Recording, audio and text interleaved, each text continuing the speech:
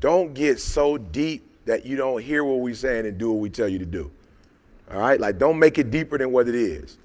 All right? So I'm going to answer those questions, and I'm going to just take you through a quick process. So again, when I first got up yesterday and started talking, the first thing I really shared with you when I started sharing principles was what? So peace is which part of your life, like which part of your life do you have to handle to get to a place of peace? Say it again. Okay, home. You say home? Yep. Let's go deeper. So you use the word spiritual. That's good, broad, but spiritual. What else? Okay, so when you hear the word peace, you hear the word gentle, joy, like that. So that, watch it. That's character. All right, you get to a place like you're not screaming, hollering, arguing. That's your character.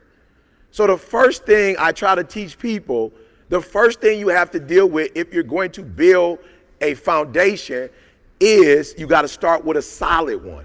So you start with your character, right? So when you start talking about the past and how the past affects the future, that's a character issue. That's saying there's a part of your character that you didn't fix. Why? Because you're talking about the past. So if you're talking about the past, that means that there's something in your character you didn't do. Now, here's what America tells you to do, and it's really a setup for failure. And they want you to be set up for failure because they make money off of you when you're not whole, when you're not healthy. All right, I'm whole. So I drive one car. I still live in a 2,300 square foot home because my character is intact. So I know people who living in a 2-8, and there's nothing wrong with living in a nice house, but there are people living in a house that they can't afford because they're trying to impress a group of people who don't even like them. That's a character issue. What's the issue? You have affirmation problems. Something happened in your life where the people who were supposed to be there to take care of you didn't take care of you the way you thought they should take care of you. So now you need to be affirmed by people you don't even know. So you got to fix your character first because it doesn't make a difference how much money you make. If your affirmation is not in order, you'll get the money and spend it all to impress people, right? So when you start saying stuff like that, this is deep, all right? So I'm going to answer Terica's question. So watch this. So when you say, all right, I got to slow down. So the first one is character, all right? The second thing we talked about, what was the second thing we talked about? I said, in order for you to be rich, you have to do what? You have to add value, right? So I told you there's a way to know in the relationship if you're adding value, right? There's a way to know, right? Let's just use this number. I'm not saying it is right, but just watch me. 50-50, all right? Now, that's not the truth, but 50-50 would be what kind of relationship? Symbolically, what kind of relationship would that be? It would be an equal, right?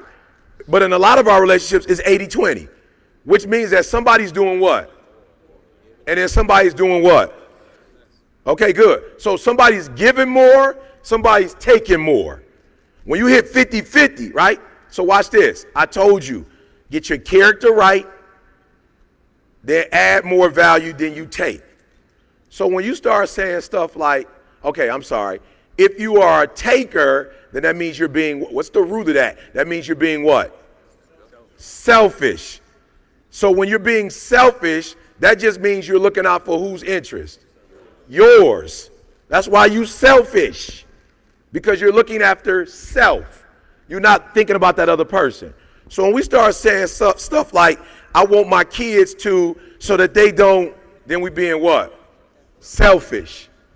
Now you think you coming from a good place because you're a parent, but you're being selfish, right? Let me tell you why you're being selfish.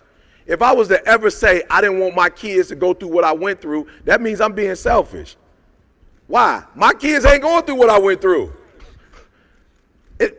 Why would you even think they're going through what you're going through if you're there for them and wasn't nobody there for you? So you're thinking about your life and what happened in your life, and you don't want them to do what you did. They couldn't do what you did if you wanted to because you're not even giving them an opportunity to do what you did. You're being selfish. You focusing on your past and what happened to you. You're not focusing on their future. So you telling them, I'll never forget one day I had a conversation with my son, and my son was like I'm not trying to be disrespectful. He was like early 20s. That's, you know what I'm saying? Like males, early 20s, you know, it's weird because it's like you think you grown, but ain't nothing about you grown, right? So my man, you know, my elders used to say, you smelling yourself. That's what my elders call it, right?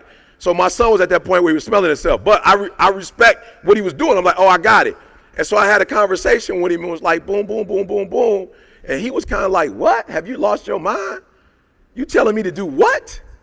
He said, you was homeless. I wasn't. Like, Dad, I'm not trying to be disrespectful. You talking about some homeless stuff. I ain't never been homeless. So you telling me that I need to do X, Y, and Z? Only a person who was homeless could do that. I'm not trying to be disrespectful, Dad, but you had me in college and I didn't even have to pay to go to school. I was driving a 745 Li my sophomore year in college. I'm traveling with the basketball program, Dad. I wasn't homeless. So you asking me to do something that you didn't even raise me to do. You talking about your past and your experience. You put me in schools where I never had to fight. So you want me to be, how you want somebody to fight that never fought? I'm just being real. You want somebody to be like grit and grind and resilient. But you put them in a school district where they never had to have a fight. How am I supposed to fight when you didn't give me an opportunity to fight? You're talking about your life when you grew up in Detroit and you was going to school and having to fight. We didn't have that. So I'm not trying to be disrespectful, but if it's something you want me to do, you're going to have to help me because you never put me in a position to do the stuff you're talking about doing. And it hurt as a father, like, whoa, I did. I stopped you from fighting because I used to have to fight, and I didn't want you to go through that, but that really did make me who I am today. So I'm asking Jalen to be that when you want to succeed as bad as you want to breathe. He said, I don't even know what a FAFSA is. My boys talking about FAFSA. I don't know what they talking about. I ain't never went online and took out no student loan. So now you want me all of a sudden to grind, but you gave me stuff, but now you want me to grind. You gave me stuff, but now you telling me he like, bro, you gotta help me. I'm not saying I don't want to do what you're telling me to do, but I'm just gonna tell you, you didn't prepare me. So when we say we don't want our kids to go through, they ain't going through what we went through anyway. So you're being selfish. So when you start talking about this person ain't gonna do this, you know, maybe I didn't do that, but you're being selfish. And anytime you're being selfish, it's never going to produce abundance. You're never gonna be blessed. So when people ask me why I do what I do, I don't lead you in the wrong way because I understand that if I do that, I could get some quick money, but I'm not into quick money. I want to build a long relationship. I want to build a solid foundation. I want us to be, so the first thing you have to do is you have to work on your character, because what happens when you become, no disrespect, but you look at these guys who are making millions of dollars playing sports, but then you hear the stuff that's going on in their personal life, that's because you had a lot of talent but no character to go with the talent. All right, now I want to show y'all how I blew up real quick. All right, I want y'all to talk back to me.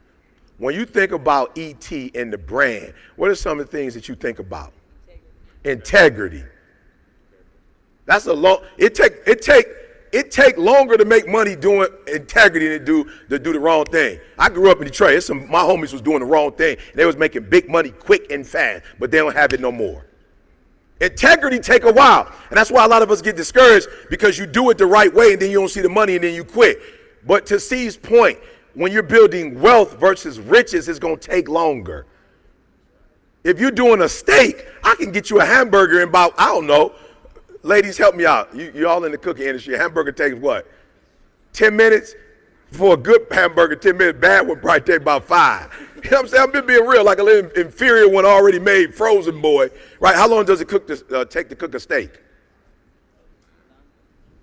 I don't know. I'm asking somebody. Okay, I want it like cooked, not raw. I want it cooked. She's like, it depends. Like, give me medium rare. 12 minutes?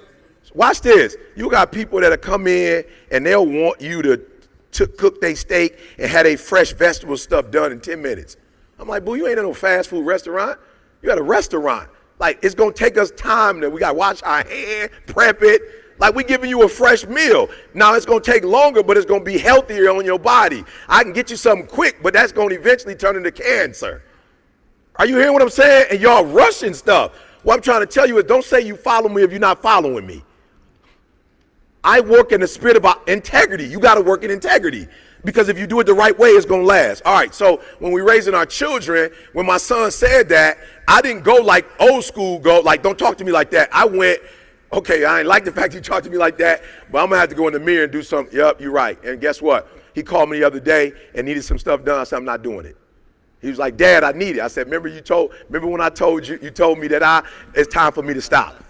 I got to stop now. Now you got to learn, you on your own now. But Dad, you used to, and I did. I was wrong for that. And I shouldn't have co-signed for an apartment for you. You should have got your own in the first place. But we're going to do right now. I'm going to operate in the spirit of integrity. You were right. You went off on me. I'm going to show you how this real thing is done. Go get it on your own, and you're going to get to see what happens. No, but when you go on your own and it don't work the way it worked when it was with me, you're going to get the lesson now. And now you ain't going to be able to be like, I'm mean, I'm whatever, because you're going to be dealing with the whatever. You see what I'm saying? I want y'all to see why this is important. Because you're selfish, right? Naturally. So the reason why I'm telling you to learn this DISC assessment is not because I want you to be deep. But there's no way you're going to not be selfish if you don't know who the people are you're dealing with. So what the DISC assessment is, it's tools. I don't always need a what, but sometimes I what. With the DISC assessment, I got it. I have access to it. Here's what, watch this. You got married, you got kids, this is who y'all are. You got a belt with nothing in it. The D, the I, the S, the C. I just keep these tools with me 24/7. And I pull them out when you ever had to do something and you needed a tool and you ain't had a tool? Wasn't that frustrating? Because you know if you had it, you could do it, but you don't have a tool. Does that make sense?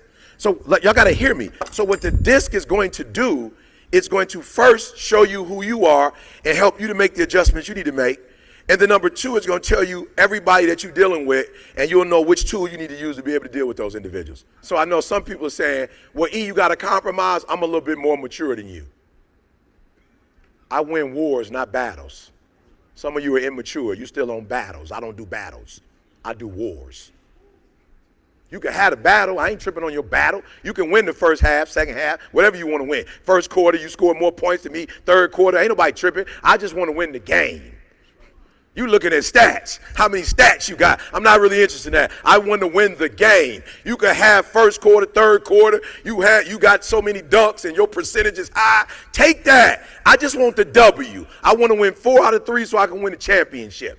I don't do battles. So if you're sitting there going, E, do I always got to compromise? Yes, if you want to win wars, you do. But if you own battles, then of course you got to have every fight. You got to win every fight. You got to have the last word. I'm not into the last word.